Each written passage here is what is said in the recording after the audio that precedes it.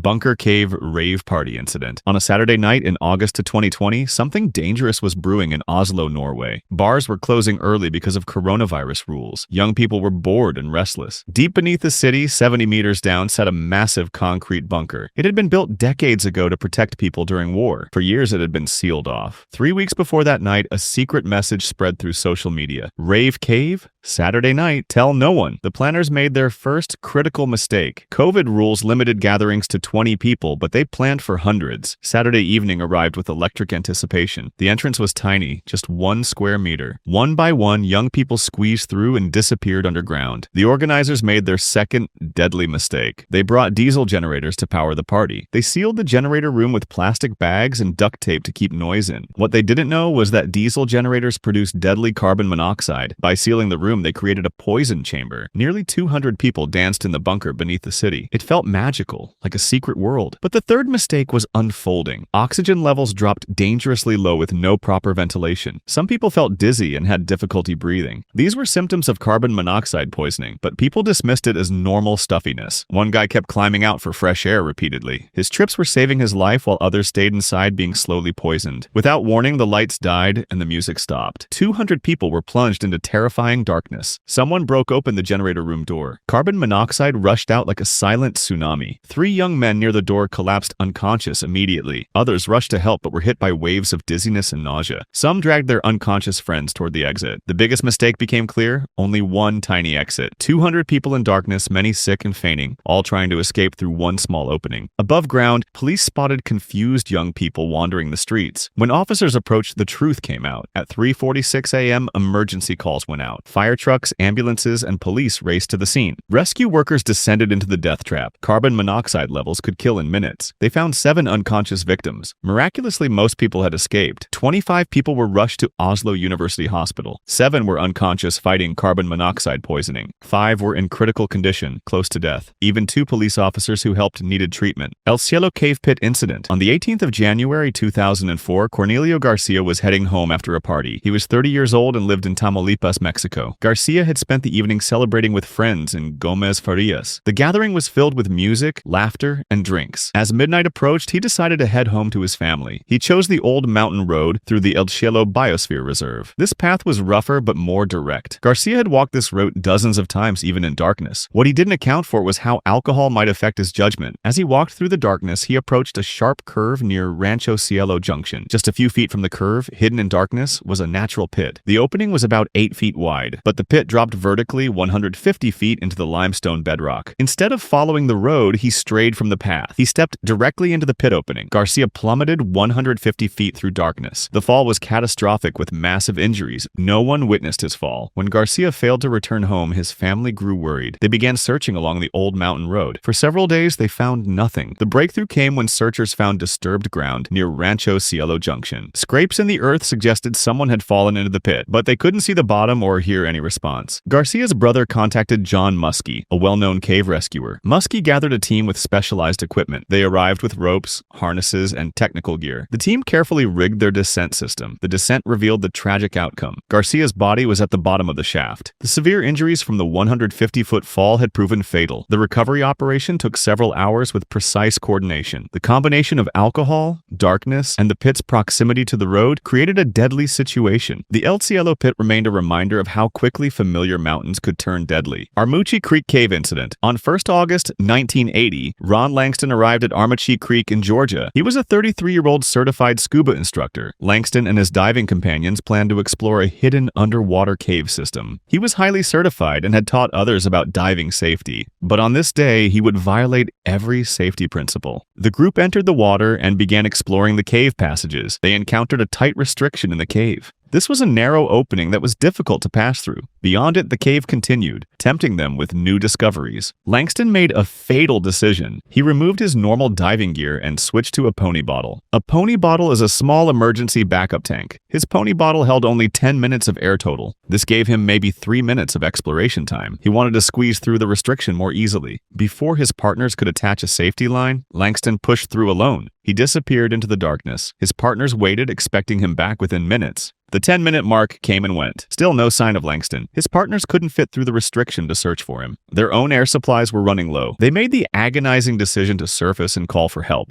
A Floyd County rescue unit arrived at 7:30 p.m. They contacted experienced cave divers from Atlanta for help. The rescue team searched through the cave methodically. When they found Langston's body, it was wedged tightly in a rock crack. Rescuers believed he panicked when his air ran out. He had tried to force himself through what he thought was the exit. His body was wedged so tightly they had to use a shovel to free it. Lookout Mountain Cave Incident. On Monday morning, March 2nd, 2022, two young men stood at an unmarked cave on Lookout Mountain, Tennessee. Gabriel Vaughn, 21, and Robbie Dobos, 23, knew they shouldn't be there because of clear no trespassing signs, but the lure of unexplored darkness proved too strong to resist. The cave system was a multi-level labyrinth that stretched for miles underground. Most explorers knew to bring proper gear for the infamous 600-foot crawl deep within the system. Gabriel and Robbie had neither experience nor proper equipment. They only had headlamps, regular clothes, and the reckless confidence of youth. The entrance welcomed them with cool, damp air and the scent of ancient stone. Gabriel led the way with his footsteps echoing off wet stone walls. They felt like explorers discovering a new world, unaware of the dangers ahead. Hours passed unnoticed as they marked their route casually with small stones. The passages grew more complex with tunnels branching off in multiple directions. Then came the crawl where the passage narrowed dramatically to belly-crawling size. Water seeped constantly through limestone cracks, creating a shallow stream.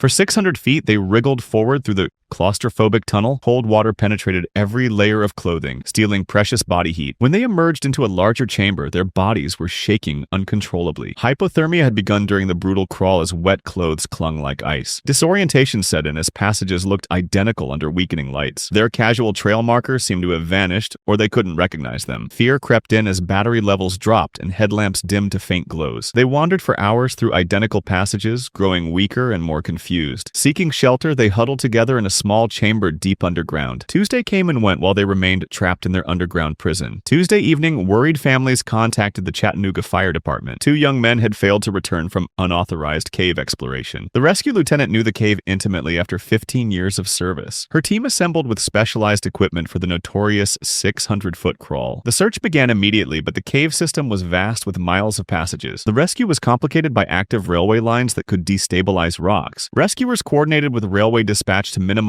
dangerous train traffic. The team split into groups, calling out and listening for responses through the night. At 3:45 a.m. on Wednesday morning, rescuers found voices echoing from the farthest section. Gabriel and Robbie were discovered nearly 2 miles from the entrance. They were conscious but severely hypothermic after over 36 hours underground. Rescuers immediately provided warm clothing and emergency food supplies. The young men were weak but able to walk with assistance. The journey back required going through the same 600-foot crawl again. Rescue team members guided them through the narrow passage with encouragement. Emergency heat packs prevented hypothermia from worsening during extraction. Norfolk Southern had to halt train traffic for several hours during rescue operations. By dawn Wednesday, Gabriel and Robbie emerged from the cave entrance. Paramedics waited with warming blankets and hot beverages for immediate care. Both young men recovered fully but faced potential criminal trespassing charges. Halona Blowhole Cave Incident. On June 30th, 2002, 18-year-old Daniel Dick visited the Halona Blowhole on Oahu's southeastern shore. Daniel had just graduated from First Lutheran High School in Los Angeles, where he was student body president. He was in Hawaii celebrating his graduation with his mother and 2 brothers. The Halona Blowhole is one of Hawaii's most popular but dangerous tourist attractions. It was formed thousands of years ago when lava flows created underwater caverns connected to the ocean. When Pacific waves crash into these chambers, water gets compressed and shoots up 30 feet high. Most tourists view this natural wonder from the designated safe viewing area. Multiple warning signs in several languages warn visitors about the life-threatening dangers. A heavy-duty locked gate prevents access to the most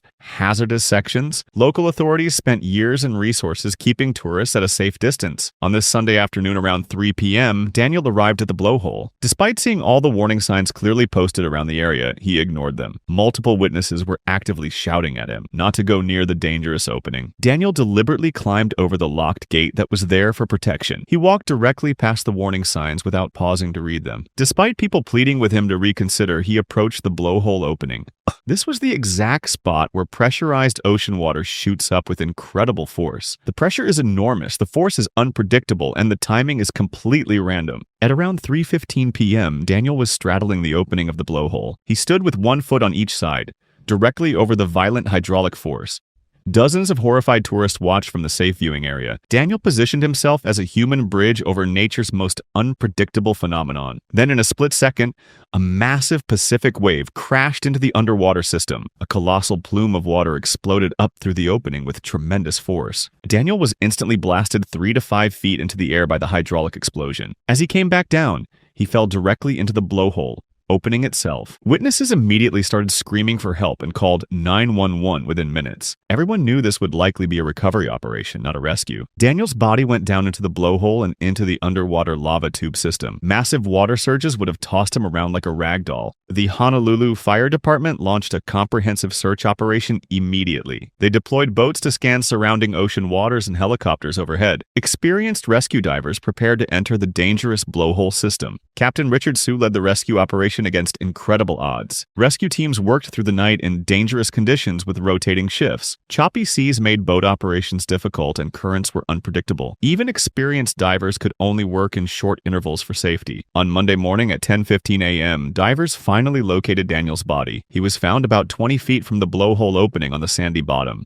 B&G Sinkhole Cave Incident. On August 14, 1999, 4 experienced cave explorers went to evaluate a Utah cave system. Rodney Mulder, Doug Zetis, Wesley Gurney, and Brent Hobbs were seasoned spelunkers. They weren't there for recreation, but to evaluate if the cave was suitable for rescue training. These were professional rescuers who got called when other people got trapped underground. The B&G Sinkhole was in rugged Utah terrain, part of a vast underground network. This was serious caving territory for experienced explorers with proper equipment only. Their plan was simple and routine: rig ropes and survey the cave dimensions. Doug Zetis was chosen to make the descent into the sinkhole. The team carefully rigged their rope system and checked all safety equipment. Everything looked perfect as Zetis began his descent into the cave. He rappelled down smoothly according to plan at first, but as Zetis continued down, something became terrifyingly apparent. The rope wasn't long enough to reach the cave floor. When he reached the end, he was dangling 40 feet above the bottom. He was stranded in the most dangerous position possible. Too far down to climb back up easily and too far to safely drop. Zetis needed to use his ascenders to climb back up the rope. Ascenders are mechanical devices that grip rope and allow climbers to walk up vertically. But as Zetis tried to use his ascenders, he ran into a deadly problem. The cave was covered in thick, cold, clinging mud everywhere. As he had rappelled down, the rope dragged through this mud. The entire length of rope was now coated with thick, clay-like substance. When Zetis tried to use his ascenders, the mud clogged the mechanisms. The devices couldn't grip the slick, mud-covered rope surface. Instead of locking in place, the ascenders kept slipping down. The cold mud was covering him and soaking through his clothing. Underground caves maintained constant cool temperatures around 50 degrees. Being covered in cold, wet mud was rapidly sapping his body heat. Hypothermia was becoming a real and immediate threat to his life. Zetis tried desperately to clean mud out of his ascenders while hanging. Working with frozen fingers in complete darkness was nearly impossible. Every time he cleared some mud, the ascenders would slip again. The psychological pressure was overwhelming for the experienced rescuer. Finally, Zetis called up to his teammates explaining his dire situation. His ascenders had failed and he needed immediate assistance to survive. The 3 men at the top understood the gravity immediately. This wasn't minor equipment failure, but a life-threatening emergency. Mulder, Gurney, and Hobbs quickly rigged a haul system with pulleys. This would allow them to physically pull Zetis back up the rope. Hauling a full-grown man up 40 feet requires significant mechanical advantage. One mistake could send Zetis plummeting to certain death below. They had to pull a few feet at a time and reset their grip. All the while, Zetis hung in darkness, fighting hypothermia. The same mud made the entire rope system slippery and unpredictable. Inch by agonizing inch, they pulled him back toward the surface. The haul system strained under the load in a race against time. After what felt like eternity, Zetis finally reached the top safely.